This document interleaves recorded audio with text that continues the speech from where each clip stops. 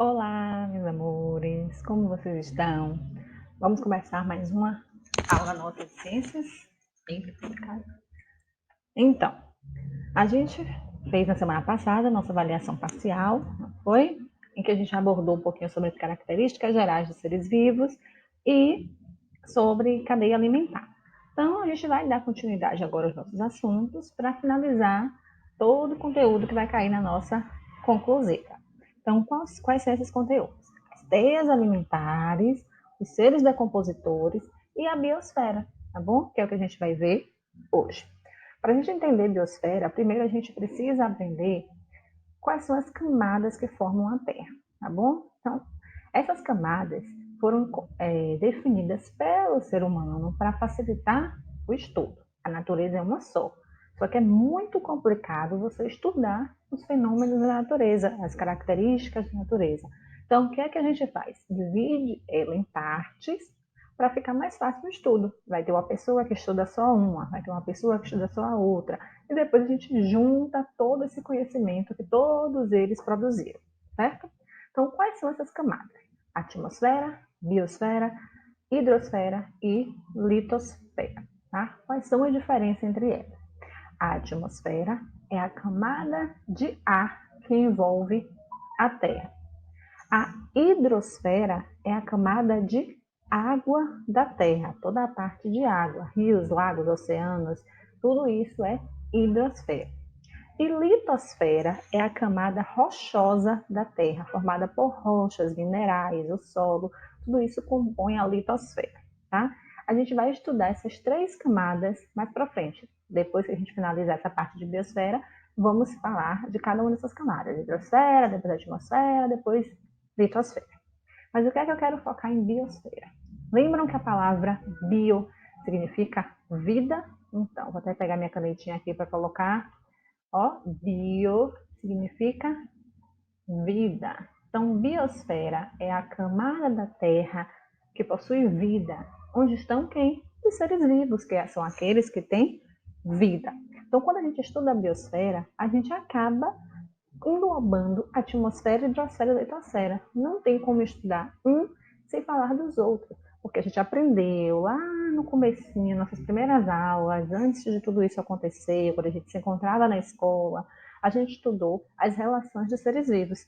E estudamos que existem os fatores abióticos e os fatores bióticos, aqueles que têm vida e aqueles que não têm vida. E vimos que eles se interagem. Por exemplo, os seres vivos precisam da luz do sol, precisa da água, precisa da umidade, a temperatura, tudo isso que não tem vida, mas é importante para os seres vivos, tá bom?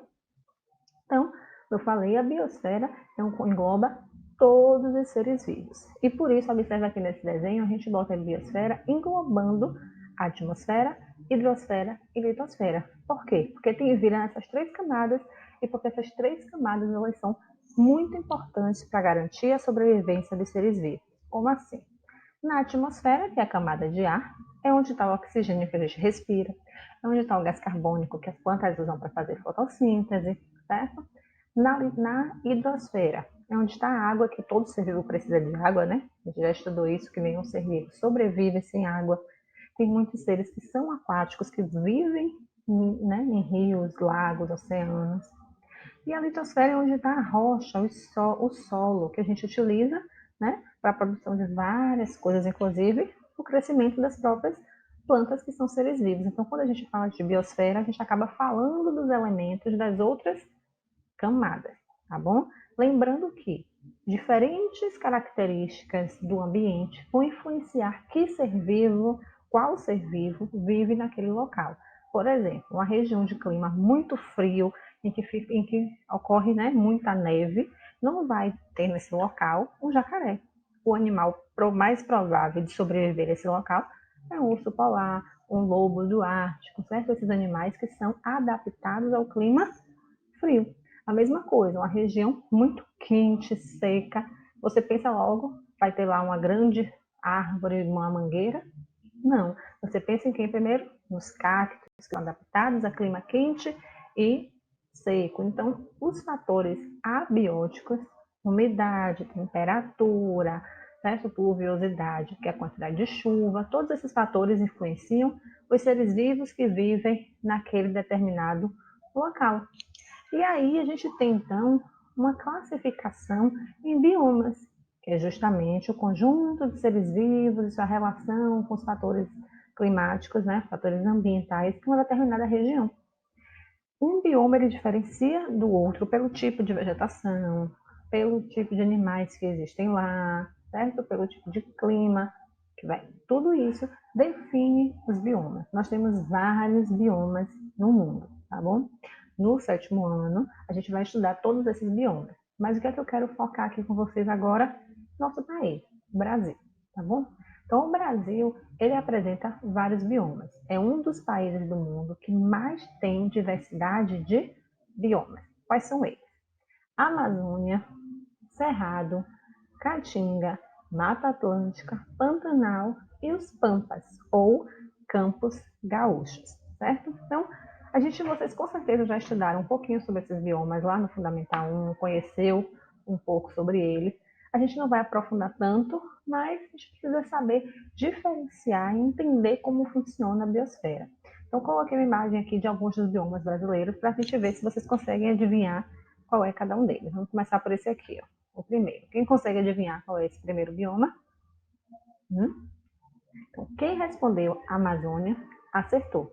Essa é uma foto clássica da floresta amazônica, onde a gente tem rios, né? Um dos maiores rios do mundo, Rio Amazonas, Rio Negro, Solimões, e uma floresta densa. O que é uma floresta densa? Formada por muitas árvores bem próximas umas das outras, aquela que a gente chama de mata fechada, tá? É uma região quente, bem quente, em que chove muito, muito úmida, principalmente porque possui muitos rios. Esse outro bioma aqui, quem consegue adivinhar? Esse é o nosso bioma cerrado, certo? É um bioma também, né, com clima quente, não tanto quanto a Amazônia. E qual é a principal característica? Você vai ter vegetação rasteira, vegetação baixa e algumas árvores espalhadas. Essas árvores normalmente são retorcidas, como essa da imagem aqui, ó. Tá vendo? Normalmente elas são retorcidas. Não é mais uma mata fechada. Observe que tem uma distância entre uma árvore e outra. Esse outro bioma aqui, esse é bem fácil. Esse é os Pampas Gaúchos ou os Campos Sulinos. Por que Campos Sulinos? Porque ocorre na região sul do Brasil, tá? Pampa Gaúcho, porque Gaúcho é do Rio Grande do Sul, onde ocorre principalmente esse bioma. Então, o bioma campo é só você lembrar lá do campo de futebol. Ó, a vegetação não parece um campo de futebol? Predomina o quê? Grama, graminhas, tá bom? Esse daqui não admito que ninguém erre. Esse daqui com certeza vocês sabem que bioma é esse, tá? É o bioma Caatinga, o bioma que ocorre no nordeste do nosso país. Boa parte do nosso estado da Bahia ocorre o bioma Caatinga, certo? O bioma quente e seco, ou seja, poucas chuvas ao longo do ano, tá bom? Por isso, o seu solo é bem seco, as espécies que ocorrem lá são adaptadas a pouca água, como os cactos, certo? Então você consegue ver a diferença gritante, né, entre essas quatro imagens. Quatro ambientes completamente diferentes, mas todos eles aqui no nosso país. E por último aqui, esse daqui é mais difícil de reconhecer, porque não é um local tão comum, é o bioma Pantanal, tão comum para a gente, né? Acredito que poucos aqui já tenham viajado para a região centro-oeste e conheça Pantanal. Então, Pantanal é um bioma alagado, porque é um bioma que ocorre em regiões alagadas por rios. E a gente tem nessa região muitas plantas aquáticas, como a Vitória Régia, aqui da foto. Então, observem aí 5 biomas bem diferentes, com características bem diferentes. E o que difere eles é justamente os fatores abióticos e bióticos, que são distintos. A temperatura nesses lugares é diferente, a quantidade de chuva é diferente, as plantas que crescem são diferentes, tá bom? Tudo isso, esse conjunto dessa grande biodiversidade que tem no Brasil é muito importante, faz do nosso país um dos maiores, o que apresenta a maior biodiversidade do mundo. E essa biodiversidade, quando a gente fala, a gente pensa logo na floresta amazônica. Não está somente na floresta amazônica, certo? O Cerrado tem uma biodiversidade enorme, a Mata Atlântica e a nossa Caatinga, que apesar de parecer que não cresce nada ali, que é tudo seco, né, aquele solo seco, existe sim uma grande biodiversidade, uma grande quantidade de espécies únicas, espécies que só existem aqui, não existe em nenhum outro lugar do mundo, sendo que a maioria delas são plantas medicinais, plantas que são utilizadas para a produção de medicamentos, tá bom? Então, toda essa biosfera ela é muito importante, né, para a gente até como recurso natural.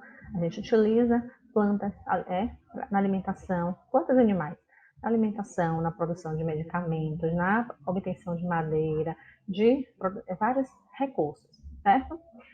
Só que o que acontece? Essa biodiversidade, ela está muito ameaçada, certo? A gente os pesquisadores acreditam que existe em torno de 10 milhões de espécies de seres vivos no mundo. E a gente só conhece 1,5 milhão. Todo esse restante, tem aí 8 milhões e meio, a gente não conhece e boa parte a gente nunca vai conhecer, porque a gente está destruindo antes mesmo de conhecê-lo, tá? Então, como é que a gente destrói a biodiversidade? Quais são as principais ameaças à biodiversidade? A poluição, certo? Do solo, do ar, da água, a exploração excessiva dos recursos naturais, ou seja, você extrair os recursos da natureza mais do que ela aguenta, o desmatamento, as queimadas, né, derrubadas das florestas, a caça predatória, a caça ilegal, em grande quantidade de espécies que acaba levando elas à extinção, a biopirataria. Infelizmente, o Brasil é um destaque horroroso, né, no mundo em biopirataria, que é a venda ilegal de animais silvestres, animais da natureza. Você retira esses animais da natureza e vende ilegalmente eles, é o tráfico de animais. Tá? E expansão de fronteiras agrícolas urbana e industrial, ou seja, a destruição de biomas nativos, biomas naturais, para produção de soja, né, principalmente aqui no Brasil, para pecuária, criação de gado, para construção de grandes cidades, de fábricas. Tá bom? Aqui nessas imagens a gente observa justamente isso. Queimadas, poluição do ar, né, através das chaminés, das indústrias, que acaba levando a aquecimento global, a problemas respiratórios em vários seres vivos. O desmatamento, derrubada das árvores, a gente vê nessa imagem daqui, ó, uma área enorme de floresta que foi derrubada, provavelmente para essa região virar pasto ou para plantar alguma espécie que tem um valor econômico maior, como a soja, tá? A cana-de-açúcar, a, a quantidade de lixo, certo? Que é liberado na natureza, que muitas vezes leva à morte de animais, né? Principalmente animais marinhos. Já devem ter visto, com certeza, na televisão, imagens de tartarugas, baleias, que acabam morrendo devido ao excesso de plástico nos oceanos. E aqui uma imagem triste da biopirataria, né? Em que eles aglomeram em uma gaiola minúscula vários animais e levam ilegalmente para fora do país, certo? Isso acontece muito no Brasil com as aves da Amazônia. A maior parte delas são levadas para fora do país para servir de animais de estimação para pessoas muito ricas ou porque as suas penas coloridas elas servem para produção de roupas, fantasias, joias, certo? E aí fica a pergunta para vocês: qual é o mundo que nós queremos? Um mundo em que essa biodiversidade é preservada, os recursos são explorados de forma consciente, ou um mundo em que a gente explora a natureza a qualquer custo e destrói tudo e acaba vivendo com qualidade de vida inferior. Né? Então eu quero que vocês pensem nisso. Isso acaba refletindo até no código de ética que a gente construiu, né? Vocês me enviaram, praticamente todos, só algumas pessoas não fizeram, né? Lembrando que isso é uma avaliação parcial. E eu já juntei as principais respostas que vocês enviaram. Vários colocaram não desperdiçar água, né? Não jogar lixo na rua. Então, eu juntei todas essas respostas, que a maioria colocou, em um arquivo só e vou disponibilizar para vocês terem o Código de Ética Ambiental do sexto ano e que vocês possam ler e praticar essas ações, né, para o bem do nosso meio ambiente. Então, para finalizar, uma indicaçãozinha de um filme. Eu sei que vocês estão aí na quarentena, né? Todo mundo procurando o que fazer, e aí assistindo vídeo, assistindo série. Então, uma indicação é um filme Rio, que alguns já devem ter assistido, outros não. Quem não assistiu, assista. Quem assistiu pode assistir de novo, tá? Que é um filme que retrata exatamente a biopirataria. Então, quem for assistir pela primeira vez ou pela segunda, tem esse olhar de perceber não só o legal da história, o engraçadinho, lá, Blue, que é divertido, mas perceber o porquê ele mora lá no Canadá, porque foi o quê? Levado ilegalmente no Brasil, tá? Por isso, de tanto ocorrer a biopirataria, essa espécie, a aranha azul, está ameaçada de extinção. Então, percebam que por trás da história divertida do filme, ele está revelando uma triste história do Brasil, que é a biopirataria, tá bom? Então, um beijo para vocês. Até a nossa próxima aula.